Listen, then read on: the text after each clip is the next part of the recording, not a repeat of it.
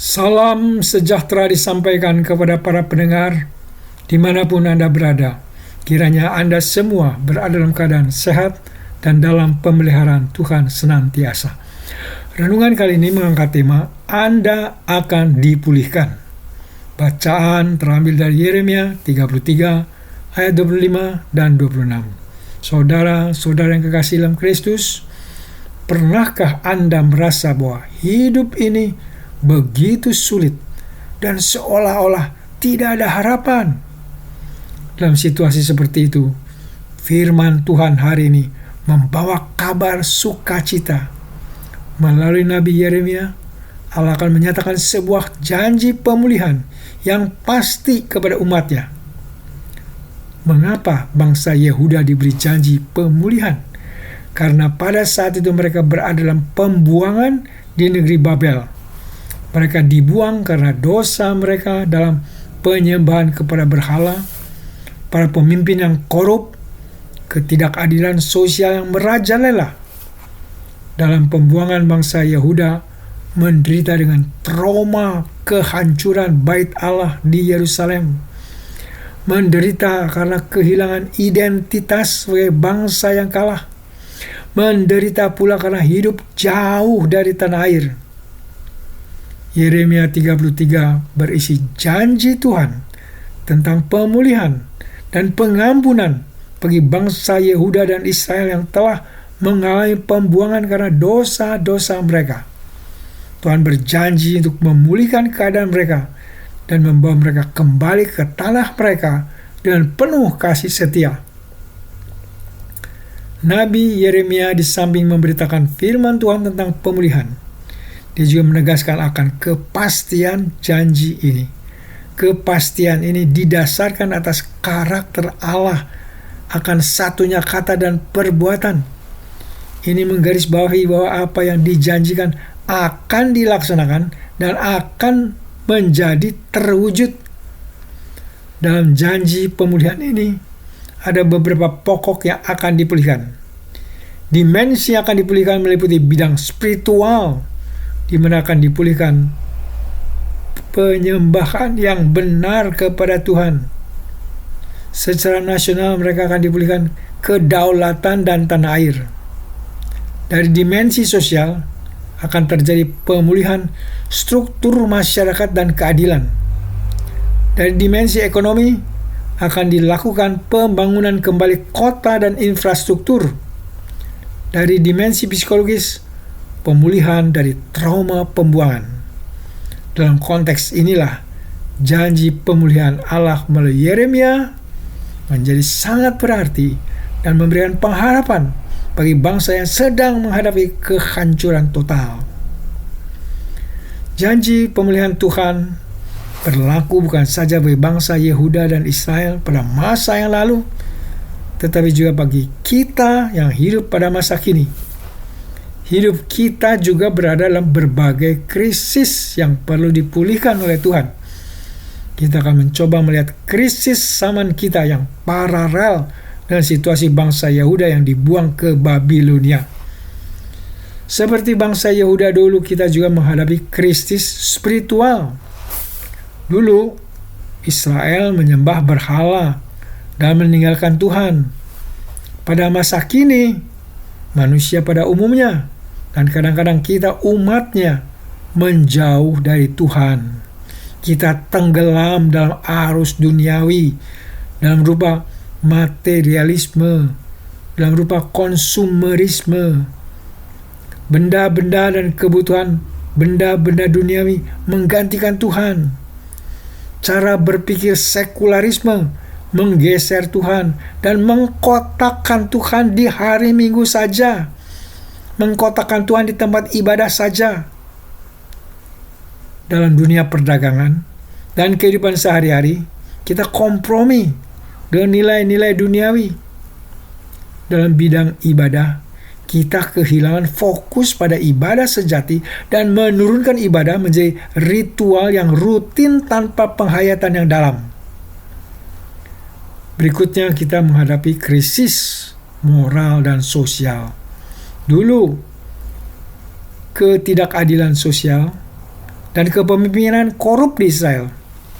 Kini juga terjadi degradasi moral dalam masyarakat. Kita dapati pula ketidakadilan sistemik, korupsi, dan penyalahgunaan kekuasaan, perpecahan di dalam gereja, perpecahan dalam masyarakat. Kemudian kita dapati pula krisis identitas.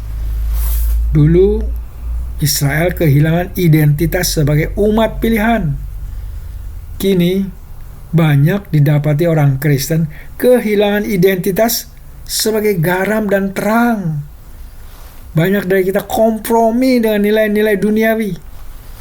Banyak di antara kita takut atau malu mengakui identitas Kristen.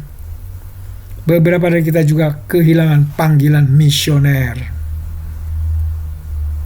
Mengingat berbagai situasi krisis yang kita alami, maka pertanyaannya, bagaimana untuk dipulihkan?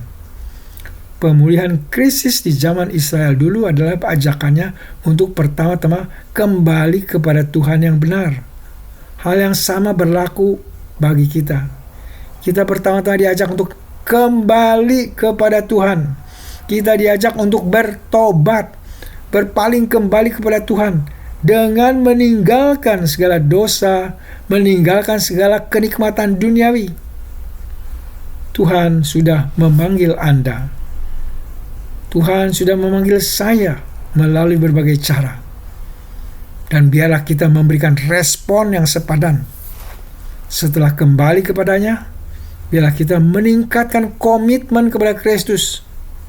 Lalu, untuk makin memantapkan hubungan yang dipulihkan, kita tetapkan waktu untuk berdoa.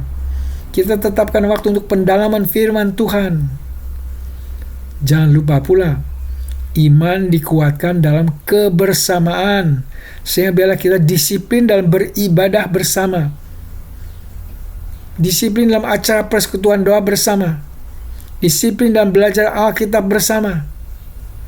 Kiranya kita juga berdoa, bukan saja kita sebagai pribadi yang dipulihkan, tetapi juga pribadi-pribadi sesama orang beriman. Makin banyak orang yang dipulihkan akan membuat jemaat menjadi lain. Jemaat yang dipulihkan akan melahirkan semangat yang baru dalam ibadah. Ada lahir sukacita baru dalam melayani.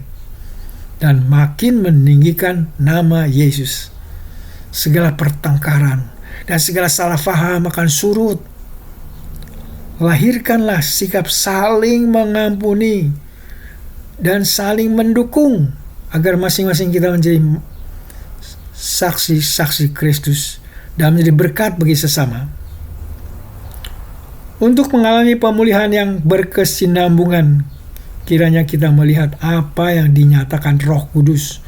Dengan segala kerendahan hati, kita akui kebutuhan kita.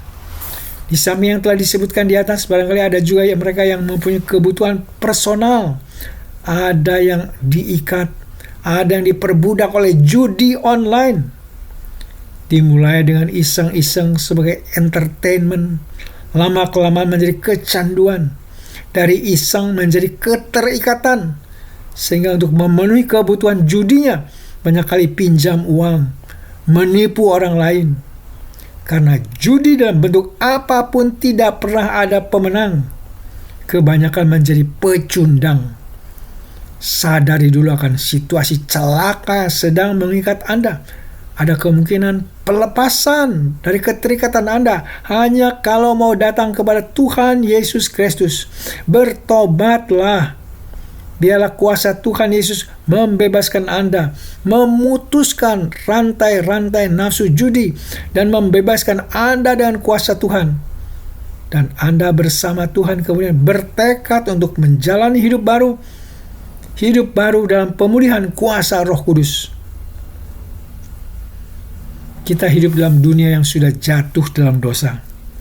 Dalam dunia yang sudah jatuh dalam dosa ini, kita mengalami kesedihan karena ditinggal oleh suami, kesedihan karena ditinggal oleh istri, karena meninggal dunia ini. Kita hidup jujur, tetapi orang lain menipu kita. Kita sudah menjaga kesehatan, tetapi ternyata kena penyakit juga. Ada orang-orang tua yang hancur hatinya karena anaknya salah jalan akibat pergaulan yang buruk. Ada juga yang salah jalan karena mereka terbelenggu oleh obat-obat terlarang. Masih banyak lagi yang dapat kita daftarkan. Berbagai penderitaan dunia ini. Dunia yang sudah jatuh dalam dosa. Kita tidak akan hidup selamanya dalam dunia seperti ini. Di dalam Yesus Kristus kita memiliki janji pemulihan. Kalau Tuhan Yesus datang untuk kedua kalinya, Ia akan membawa langit baru, bumi baru, dan Yerusalem baru, di mana Allah bertakhta. Allah akan berada di tengah-tengah kita. Di sana kita mengalami pembebasan dari dosa, pembebasan dari sakit penyakit, pembebasan dari penderitaan, pembebasan dari kematian, pembebasan dari berbagai musibah. Inilah janji pemulihan yang menyeluruh. Pemulihan dari Tuhan bersifat holistik. Bukan saja pribadi demi pribadi yang dipulihkan, tetapi kita sebagai komunitas orang percaya, sebagai persekutuan orang percaya, dan pemulihan yang bersifat kosmis. Pemulihan semacam itu kembali diberitakan, dan kita diingatkan pada minggu-minggu Advent yang kita masuki. Pemulihan terjadi melalui karya Tuhan Yesus di masa lalu, dalam penebusan, dan pemulihan masa yang akan datang dalam menyempurnakan karya keselamatannya. Sebagai orang beriman, Anda akan menerima dan memasuki pemulihan ini. Kemudian bagi pendengar yang belum percaya, bagi mereka yang hanya percaya kepada diri sendiri, pikirkanlah bahwa Anda tidak bisa menyelamatkan diri Anda sendiri. Anda tidak bisa mendatangkan pemulihan kosmis yang mendatangkan langit baru, bumi baru. Kesempatan masih diberikan. Bertobatlah. Tinggalkan hidup lama Anda. Berpalinglah kepada Kristus. Terimalah berkat-berkat yang disediakan Kristus bagi Anda. Bagi Anda dan saya yang telah dipulihkan, bila kita berpartisipasi bersama Tuhan dalam karya pemulihan. Bila kita bersama Tuhan ikut melayani masyarakat yang terluka, masyarakat yang terbelenggu, masyarakat yang tertindas dalam berbagai penderitaan. Sebagai saksi-saksi pemulihan, bila kita menghantar orang-orang kepada Kristus agar mereka mengalami kuasa pemulihan Kristus, janji pemulihan kepada bangsa Yehuda terwujud menjadi kenyataan. Yakinlah pula bahwa janji pemulihan Allah kepada Anda dan saya bukan omong kosong. Janji ini pasti terjadi seperti datangnya pagi setelah malam berlalu. Mari kita sambut janji pemulihan ini dalam iman dan ucapan syukur. Amin. Mari kita berdoa. Bapa yang penuh kasih, kami bersyukur untuk janji pemulihan yang pasti. Pulihkanlah kami secara utuh, roh, jiwa, dan tubuh. Kobarkan iman dan pengharapan kami akan pemulihan total pada kedatangan Tuhan Yesus yang kedua kali. Tolong kami untuk tetap setia dan tekun dalam iman dan karya iman. Dalam kesempatan ini hamba berdoa juga untuk para pendengar yang sedang sakit dan dalam pencobaan. Berilah belas kasihan-Mu dan memberi kesembuhan kepada yang sakit dan kemenangan bagi mereka yang dalam pencobaan. Ya Bapa yang baik, tolong agar kami tetap berharap kepadamu dan menjadi saluran pemulihan-Mu bagi sesama. Karena di dalam nama Tuhan kami Yesus Kristus kami berdoa dan mengucapkan syukur. Amin.